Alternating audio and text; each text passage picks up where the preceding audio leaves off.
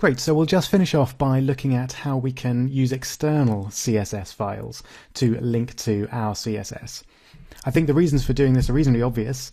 Just in this reasonably simple page here, we've got a good 4 or 5 pages worth of CSS, and we don't really want those messing up the HTML. We want to keep those separate.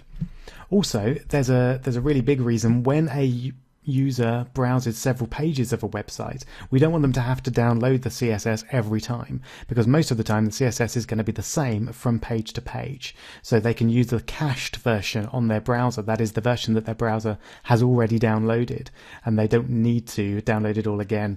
When users have got slow connections in particular, that can make a real difference. So let's see how we do this. First of all, we select all of the styles, but without the actual style tag at the top there.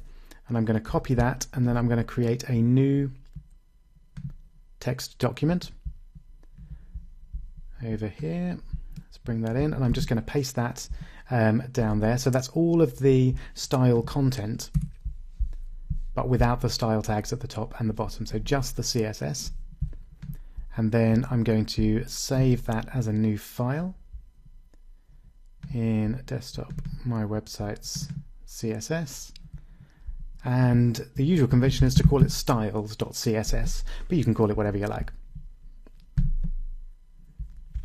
Okay, great, that's done. Now how do I refer to that in my document? So we use a new type of tag called a link tag. So just like that, we enter a link, and we have a rel option. It's a relative option of a style sheet and a type of text/CSS, same as before. And then we give the href. So just like with a link, we give the location of the style sheet, which is just styles.css.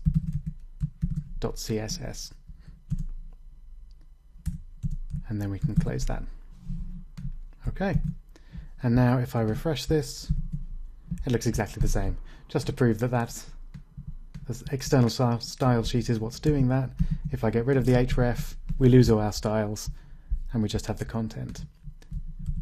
So it's doing everything we did before, but we're doing it in a nice, stylish, external way.